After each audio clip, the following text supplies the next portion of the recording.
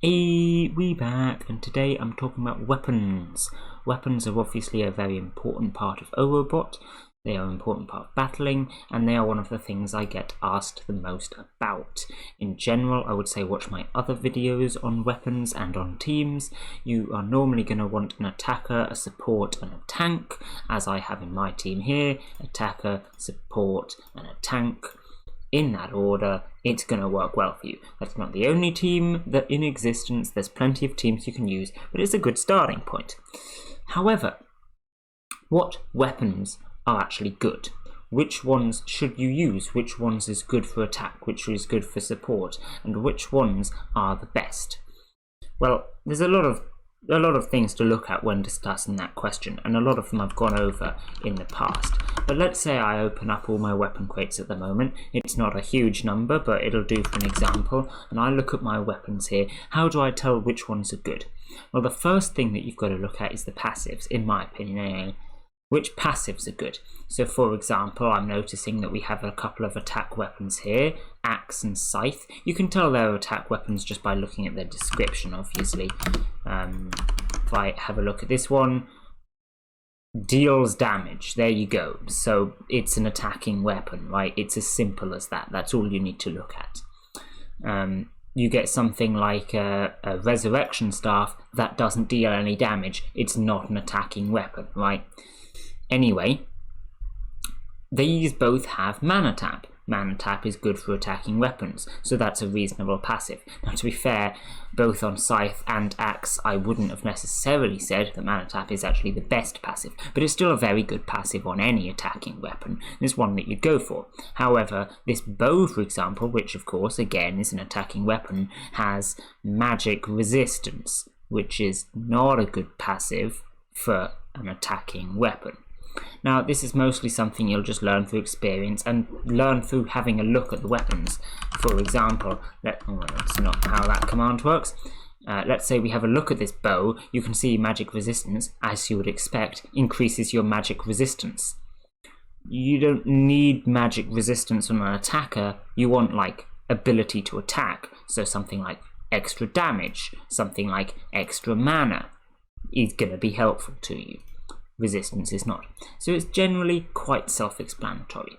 But the other thing you've got to look at, and the thing that most people do look at, especially when starting out, is the rarity of the weapon. You always assume the better the rarity, the better the weapon is, and that is not true.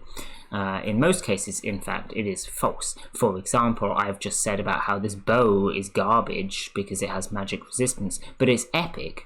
On the other hand, these two scythe and axe are good, even though they're only rare. They are a lower rarity, but they are far superior to the bow. It depends what animal you're using as well. So for example, if you're using a magic attacking character, or animal rather, none of these weapons are going to be great because they're all physical weapons. If you're using magic attack, you probably want to use something else, like, I don't know, the poison dagger, for instance. But there's still a lot of things to consider. If you are looking for the real high-grade weapons, you're going to need to combine both of these two things. The ones that have a good weapon for your animal, a good passive, and also a good rarity. I said both and then listed three things. Sorry. And it's not just for the good rarity as well, because once you're looking at these mythic and even legendary weapons, you've got to be looking at the right stuff. For example, let's suppose I have a look at my team. This bow here is the lowest rarity of the weapons that I use in my team, so you would expect it to be the worst one, but as Reaction Bot is telling you here, it is actually a very good bow, and that's because its lowest stat is the mana tap, which has, I believe, max 30%, and it's only going for 25.8%, whereas the weapon cost is almost max, and the strength is exactly max, so that makes this a very good bow, and if I can get a better mana tap on it, it'll be an excellent bow. I will, as I've said in the past, re-roll the passive on this bow at some point, but for now, stat re-roll gang. Anyway, You have to be looking out for the right things when you're looking at a weapon, because sometimes one stat is much more important than the other. So on most things you're going to probably find that the passive isn't as important, because re-rolling passive is always a lot easier than re-rolling stat, and what you're going to want is the cost and the description ones, in this case damage, but whatever else is here, there can also be multiple stats in the description. You'll want those to be really high, or in this case really low, and the passive doesn't matter too much, because that means when you re-roll the passive you will end up with a good weapon, supposedly. But it even then still depends. For example, let's have a look at my shield here. This has, again, 3 stats. We've got the cost, we have the taunt percentage damage thing, and we have the regen on the passive.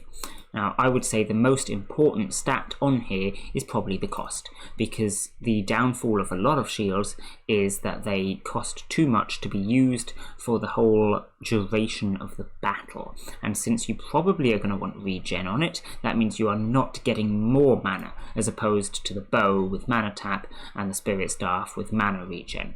This is not getting extra mana. Now, of course, a lot of people will say to use a mana regen shield, and that's a perfectly legitimate strategy. Depends on the animal you're using, and there's plenty of people that tell me it's the one that I should be using. But the best teams will be the ones that use animals that work with regen, and then they will have an animal that has enough mana to last, especially if you have a high level animal. But this means that your mana cost on your shield is a very important stat, more important than your taunt and your passive. Now, as long as your taunt and your passive are reasonable, your weapon cost is probably the stat that you should be looking out for. Unfortunately, with my shield, it's the stat that's the furthest away from max. This is fabled, and then this is very close to max. As you can imagine, it's 50%, whereas this is a little bit further away. It's still not bad. I mean, it's a 92% shield. I'm very happy with it, but it certainly could be better on the weapon cost. So if you're comparing 2 shields, it might be, I don't know, the 91% one is better than the 92% one because its weapon cost is a bit lower. But what if you don't have Reaction Bot to tell you what the percentages are on the max stat? What if you don't know that the weapon cost is further away from max than the taunt? How are you going to find this stuff out? Well, there's charts you can use. For instance, this chart here. This is in the pinned messages of the OOBot server. Once again, as I've said before, you can find the OOBot server on Google. And this shows all of the weapons in the game, what their max stats are, their lowest stats as well, what their effects are, and all the rest of it. We even have all the passives down here, so you can see what you want to look out for. So for example, on the shield that we were just discussing, you can see its weapon cost goes from 150 to 250. Most of them are nice round numbers like that. So that 169 on my shield is a whole 19 points away from max. Whereas if you look at the passives, for example, and you find the regen, you can see this is 5 to 10%. And if you look at the effect, you can see this is 30 to 50%. So both of those stats on my shield are very nearly maxed. Fortunately, like I say, it's the best stat on my shield that's missing out. But you can use this to check the stats of any weapon, see how far away each stat is from max individually, and work out if it's maybe better or worse than another weapon. This is something you're only going to be doing if you've got like duplicate weapons of very similar rarities most of the time. But it's still worth noting, especially if you are ignoring the passive and just looking for these stats here, because these stats are going to become the most important stats when you're re-rolling later on.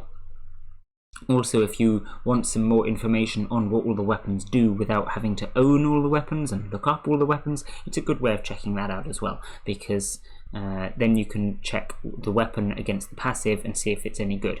You'll start to recognize all of these symbols and what they all mean. Physical resistance, magic resistance, and then this is what they do, you know, I don't know, critical, that's what that does. Most of them are fairly self-explanatory, but if you can recognize these symbols, then when you roll your weapons, as I did over here, you can then look down this list and see which weapons are good, and that's why I can tell you straight up this bow is not good just by looking at these two symbols. You don't even need to look at the quality, it doesn't matter so much at that point.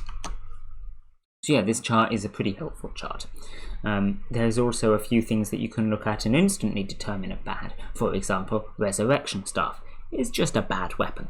Don't use Resurrection Staff. You can see here it has a 50 to 80% to dead ally. It revives a dead ally and heals them. So it's going to give that much health to the ally. And that's garbage because it costs 300 to 400 mana, which is a lot. That's like you're only using that like twice in an entire game, in a battle rather, and that's if your animal that has the Resurrection Staff can survive that long, which to be fair it probably won't, because once one of your animals has died, that's probably your tank, and then the Resurrection Staff animal is going to die as well. Also, because Resurrection Staff obviously counts as a support weapon, this is going to be a replacement for your Spirit Staff or potentially your Heal Staff, which means that you no longer have the buffs from those either. Your Resurrection Staff animal is going to die really quickly, and even 80% health is not that great. I don't know if it actually restores mana or not, but if it doesn't, it's even worse, because imagine if your shield animal runs out of mana and then gets revived with 0 mana. That's garbage. So yeah, you can read these and determine the Resurrection Staff is not any good, but on the other hand you can read things like bow, and sword and energy staff and determine that they are pretty good and worth using. Energy staff and sword, very similar weapons. They both have very similar stats because they are basically the same thing, but sword applies to strength, physical damage, and energy staff applies to magic. So yeah, there's a lot of information on this chart. I would suggest having a look at it if you don't know what all the symbols mean, if you don't know what all the weapons mean, and you should be able to figure out what you want for your weapons when you open your crates. As for making your team after you've figured out what weapons are good, like I said, you mostly want one support, one tank and one attacker, so you can go through your weapons and try to pick out one of each of those types and then just keep whatever's good, because you might want to change up your team in the future anyway. You probably want to dismantle the rest for the rerolls and go on from there, but all that information is in other videos anyway, so you can have a look at them if you're interested, or ask someone else that knows how it works. Anyway, for now I will leave this one here. Bye!